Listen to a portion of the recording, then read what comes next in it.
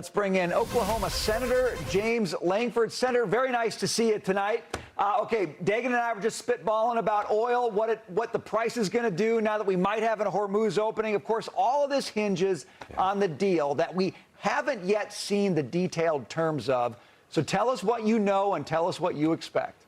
Well, I'm waiting on this like everybody else is at this point. I'm laughing at your comment about that Chuck Schumer is demanding to know all the details on it. I've been asked by some of the liberal media that have been walking around the Capitol here saying, do you think this deal is better than the one President Obama had? And it just makes me laugh that everybody's trying to be able to go through this. I remind everybody that President Obama inked a deal with Iran that when it went away, when President Trump actually got rid of that in the first term, President Biden didn't go back to it. It was so bad that President Biden wouldn't even go back and be able to re-implement this deal. We don't know all the details of it. The focus has been can't have a nuclear weapon, can't have a nuclear weapons program, can't have enriched uranium there at all. Got to stop acts of terrorism across the entire region, the entire world, and got to open the Strait of Hormuz. Those are all the things that make a difference. And I'd love to see a Jeffersonian democracy break out in Iran. But the most basic thing is you got to stop trying to kill us, which they've been trying to do for 47 years. I think it's a good thing the president's trying to push back on.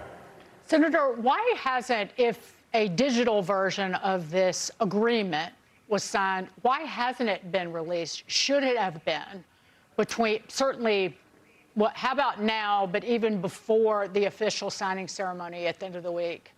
I'm waiting to see what all is included in this. We're trying to see if this was an initial agreement that we're going to finish out everything, that they're still finishing some things out to get that done. That's a pretty typical diplomatic process. Obviously, the president's trying to get the Strait of Hormuz open as quickly as possible. If he's going to do something preliminary now and then the rest of the details later in the week and then the rest of the details after that, it at least gets energy prices down across the world.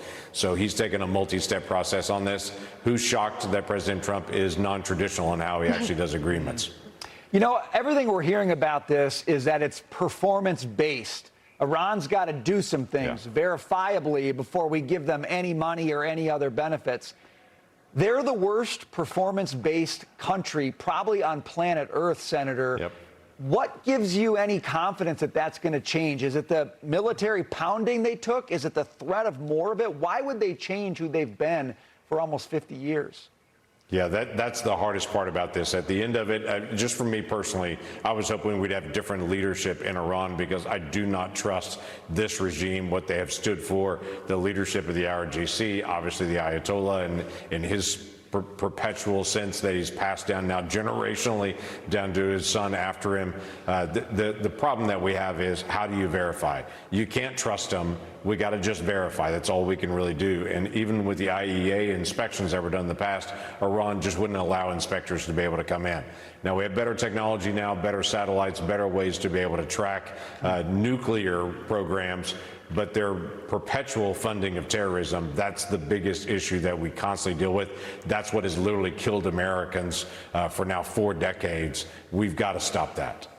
Well, the IAEA just last week passed a resolution saying that giving information and access are essential and urgent in order to enable verification.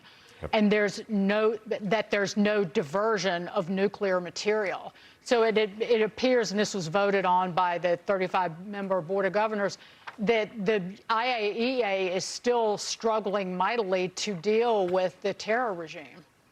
Yeah, they are because they're a terror regime. They hide stuff. That's what they do on it. They plan to be able to kill Americans in the future. They plan to be able to set up a way to be able to attack their neighbors. They want to kill every Jew on the planet. They've been very clear about all of their threats to everyone, and a nuclear weapon has been their plan to be able to get there. Obviously, we can never, ever allow that kind of radical state sponsor of terrorism to be able to have a nuclear weapon because they would use it. Senator, a lot of your colleagues on the other side of the aisle have said this whole conflict in Iran, this whole endeavor has been a failure. And they say that because they think the deal that we're going to get is just like the deal we already had. But let me just ask you, we pounded the living daylights out of the Iranian regime, their conventional weapons, their nuclear weapons. How many years back? How many decades back would you say we have set back their military ambitions and their ability to project power or to fund and enable other terrorist proxies around the globe? Yeah, decades back for them to be able to do that kind of threats. I was on this past Sunday morning with Hakeem Jeffries, and he kept talking about how much stronger Iran is now, that this battle has made Iran even stronger. They've been even stronger. He kept coming back and saying it over again. It just made me laugh. And it's like an alternate universe of concepts here. Iran's inflation right now, we're talking about 4% inflation in America. It is 70% inflation. Their GDP per capita right now is the same as Haiti.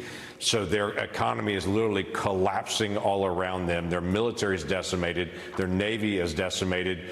We dropped a huge bomb right onto their nuclear facilities to be able to set them way back on it. Democrats keep coming up and saying, well, they can just reconstitute in weeks and days. We haven't really set them back. That is not true. Their economy is way back. Their military is way back. Their nuclear program is way back. There's been significant damage. Can they continue to fight? Sure they can. But they can't win, and they know that. And so the focus now is, how do you make sure that we apply enough economic pressure on them, which is what the president's doing right now, shutting their economy down, so they will finally come to the table and to be able to make the agreements that should have been made decades ago. Just before we jump, we're going to talk to Congressman Tim Burchett about the FISA renewal. Senator James Lankford, the Senate was in session today, or y'all were back in D.C. Where do you think it goes? Yeah, so the Senate's in session a lot more days than the House is. I can start with that as we're working through this. I think we do need to get a FISA, we do need to get a FISA renewal done. I know there's all kinds of conversation about tweaks on this. We made a lot of changes a couple of years ago to FISA. We've got additional changes we want to be able to make to be able to protect the civil liberties of every single American. This belief that somehow FISA is being used to spy on all Americans is patently false. That is not true. That's great social media rumors. That's not true. I serve on the Intelligence Committee. I know exactly how it's being used. This is an issue that we need to get renewal. We right now have FIFA going on. We've got this conflict in Iran. Al-Qaeda is still out there, and we're blind to actually tracking all this. I think it's a bad spot for us to be. Senator James Lankford, great to see you, sir.